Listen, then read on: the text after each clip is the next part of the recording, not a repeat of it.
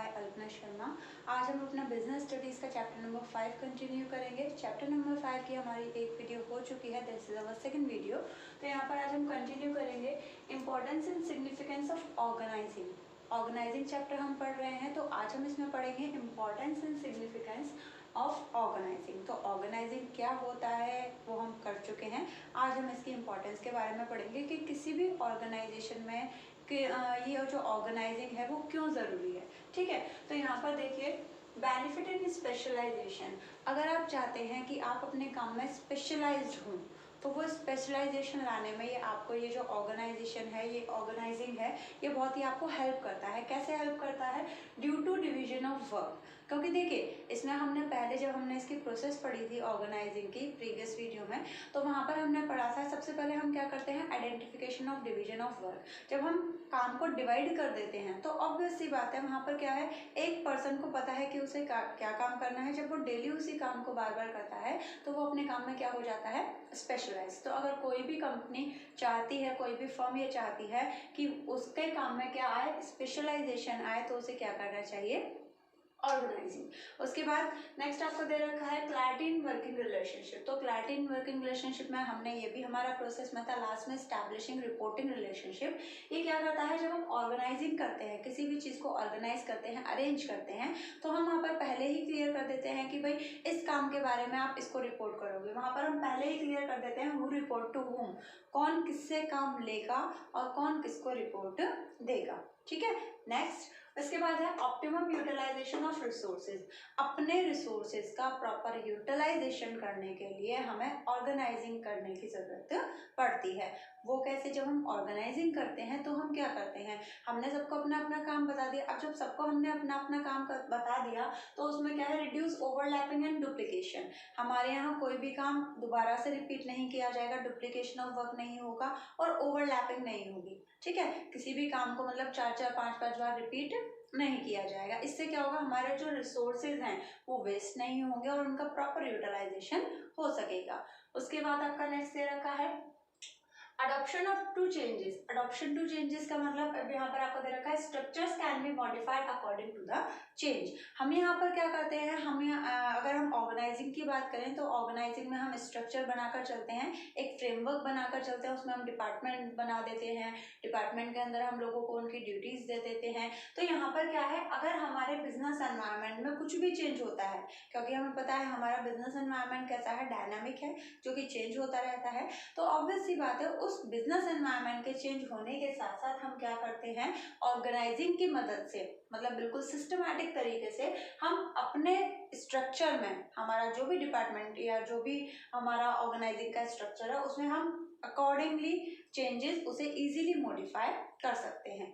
इसके बाद हमारा दे रखा है इफेक्टिव एडमिनिस्ट्रेशन। अब इफेक्टिव एडमिनिस्ट्रेशन क्या होता है, तो देखिए similar and related job are grouped under one department which leads to harmony in work। मतलब जो हमारा काम होता है वो बहुत ही अच्छे तरीके से होता है, काम करवाने का तरीका, काम जो हो रहा है वो, तो ये सब बड़े ही एफिशिएंट मैनर में चलता है। वो कैसे चलता है, हमने यहाँ पर इसमें प्रोसेस में पढ़ा था डिपार्टमेंटलाइजेशन। हम एक सिमिलर नेचर की जॉब को, एक सिमिलर नेचर के जो भी जॉब्स होती है उन्हें एक डिपार्टमेंट में कर देते हैं। उससे क्या होता है, इसमें जो हमारी जो हार्मनी इन वर्क है, मतलब अब ऑब्वियस सी बात है एक डिपार्टमेंट है, डिपार्टमेंट में बहुत सारे लोग काम कर रहे हैं, डिपार्टमेंट में सारे लोग जो काम कर रहे हैं, बट वो तब तक बेटर नहीं होगा जब तक वो साथ में मतलब एक टीम वर्क की तरह काम ना करें। ठीक है, तो यहाँ पर हमारा आ जाता है इफेक्टिव एडमिनिस्ट्रेशन। इफेक्टिव एडमिनिस्ट्रेशन के कैसे होगा, अलग अलग डिपार्टमेंट बना दिए जाते हैं अकॉर्डिंग टू देयर फंक्शन और अकॉर्डिंग टू देयर प्रोडक्ट, हमने पढ़ा था। और उसमें क्या होता है, उसमें हम हार्मनी इन वर्क, अपने काम में हार्मनी मतलब एक ब्रदरहुड की फीलिंग से, एक टीम वर्क की फीलिंग से काम करते हैं, जिससे हमारा जो एडमिनिस्ट्रेशन है वो बहुत ही इफेक्टिव हो जाता है। ठीक है, हम कम से कम टाइम में, हम कम से कम कॉस्ट में ज़्यादा से ज़्यादा प्रोडक्शन कर सकते हैं। उसके बाद आपका आता है expansion and growth. Expansion and growth का मतलब अब ऑब्वियस सी बात है, जब आप अपनी activities can expand in a plan manner. आप अगर चाहते हैं सपोज आप एक प्रोडक्ट बना रहे हैं, अब एक प्रोडक्ट बना रहे हैं, आप उसको बिल्कुल ऑर्गेनाइज तरीके से कर रहे हैं। अब उसमें क्या है, आप चाहते हैं आप एक और प्रोडक्ट बनाएं। जब आप एक और प्रोडक्ट बनाएंगे तो देखिए आपका जो ऑलरेडी प्रोडक्ट चल रहा है वो चलता रहेगा, पर जब आपने दूसरा प्रोडक्ट बनाया तो हमने वहां पर पढ़ा था जो हमारा डिपार्टमेंटलाइजेशन होता है उसमें दो तरीके के डिपार्टमेंट बनते हैं, है ना। एक तो कौन सा होता है, फंक्शनल, और दूसरा होता है डिविजनल। तो अगर हम चाहते हैं अपनी फर्म को ग्रोथ करना या अपनी फर्म को बढ़ाना, तो हम इजीली ऑर्गेनाइजिंग के अकॉर्डिंग या ऑर्गेनाइजिंग के इम्पोर्टेंट इसके मदद से, हेल्प से हम क्या कर सकते हैं, एक अलग डिपार्टमेंट बना सकते हैं और जो हमारा पहले वाला डिपार्टमेंट है उस पर कोई फर्क नहीं पड़ेगा।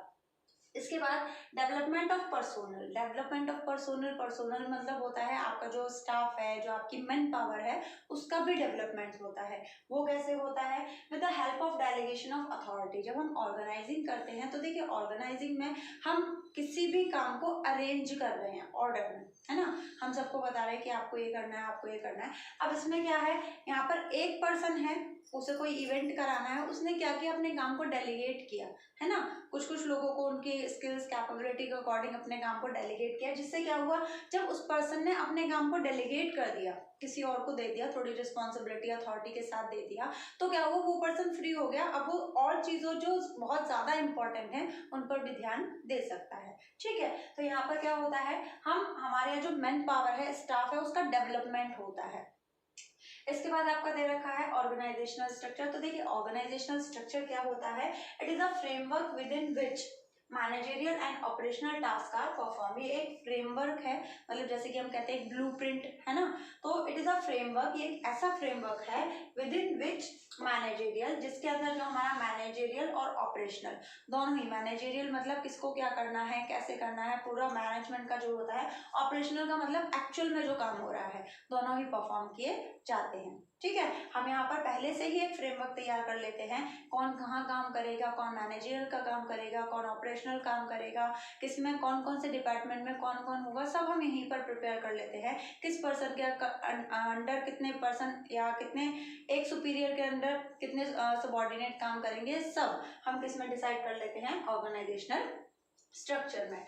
उसके बाद आता है span of management. Span of management क्या होता है, तो देखिए सिंपल लैंग्वेज में अगर हम कहें, स्पैन ऑफ मैनेजमेंट का मतलब है कि एक सुपीरियर के अंडर कितने सबॉर्डिनेट काम कर सकते हैं, या फिर कितने सबॉर्डिनेट एक सुपीरियर के अंडर काम कर सकते हैं। ठीक है, तो यहाँ पर अगर हम बात करें, span of management give shape of organisational structure. ये हमारे ऑर्गेनाइजेशनल स्ट्रक्चर को एक शेप देता है। नंबर ऑफ सबॉर्डिनेट और वर्कर्स अंडर वन सुपीरियर, मतलब एक सुपीरियर के अंदर कितने नंबर ऑफ वर्कर्स काम कर सकते हैं। ठीक है, चलिए नेक्स्ट आपका दे रखा है importance of organisation structure. Organisational structure की इंपॉर्टेंस क्या होती है, कि क्यों जरूरी है ऑर्गेनाइजेशनल स्ट्रक्चर। तो पहला दे रखा है ensure better flow of communication, ताकि हमारा जो कम्युनिकेशन है, मतलब कौन किसको रिपोर्ट देगा, कौन किससे ऑर्डर लेगा, ये सब बिल्कुल क्लियर हो सके, किसी भी तरीके का कोई डाउट ना रहे। उसके बाद दे रखा है it make easy to check responsibility. यहाँ पर क्या है, हमने डिपार्टमेंट सबका बना रखा है, किसमें कौन काम करेगा, कौन किसके अंडर काम करेगा, ये बहुत ही अब ईजी हो जाता है यहाँ पर सबकी रिस्पॉन्सिबिलिटीज को चेक करना। आप सपोज किसी एक डिपार्टमेंट में गलती हुई तो हम उसी के सुपीरियर से पूछेंगे, उसी के मैनेजर से पूछेंगे। उसके बाद है clear idea about the working style. हमें बिल्कुल क्लियर आइडिया देता है कि हमें किस तरीके से या किस वर्किंग स्टाइल में हमें काम करना है। ठीक है, जैसे कि मैंने आपको बताया था, एक था अकॉर्डिंग टू फंक्शन, एक था अकॉर्डिंग टू प्रोडक्ट। तो ये हमें क्लियरली बता देता है जिस तरीके का हमारा ऑर्गेनाइजेशनल स्ट्रक्चर होता है उसी तरीके से हमें काम करना होता है। उसके बाद है अलाउ कोरिलेशन एंड कोऑर्डिनेशन। यहाँ पर कोरिलेशन और कोऑर्डिनेशन ये बनाता है किसके बीच में, हमारे पास फिजिकल रिसोर्सेज होते हैं, उसके बाद हम बात करें ह्यूमन रिसोर्सेज होते हैं। तो यहाँ पर जो हमारे पास रिसोर्सेज हैं आसपास, उन सबके बीच में ये क्या करता है, ये एक तरीके का आपस में सबके बीच में कोऑर्डिनेशन और कोरिलेशन बनाकर चलता है। क्योंकि देखिए हमारे पास जितने भी फिजिकल रिसोर्सेज का मतलब जितने भी एसेट्स हैं, लैंड है, बिल्डिंग है, मशीनरी है, प्लांट है, ठीक है, उसके बाद जो हमारे पास ह्यूमन रिसोर्सेज है, जो भी हमारी लेबर है, और जो हमारा फाइनेंस रिसोर्सेज है, जो हमारा पैसा है, तो भाई जब तक ये तीनों रिसोर्सेज आपस में एक दूसरे के साथ कोरिलेट ना करें, कोऑर्डिनेट ना करें, तब तक हम कोई भी काम नहीं कर सकते। उसके बाद है आपका define the level of management and span of control under each level. ये क्या करता है, हमारे लेवल ऑफ मैनेजमेंट को डिफाइन करता है and span of control under each level, कि हर लेवल में किस पर्सन के अंडर कितने लोग काम करेंगे, ये हमें ये सब क्लैरिफाई करके चलता है। ओके अगर आपको कोई डाउट है या आप कोई सजेशंस देना चाहते हैं या आपका कोई भी कंफ्यूजन है तो आप कमेंट में लिख सकते हैं। This is it for today, thank you.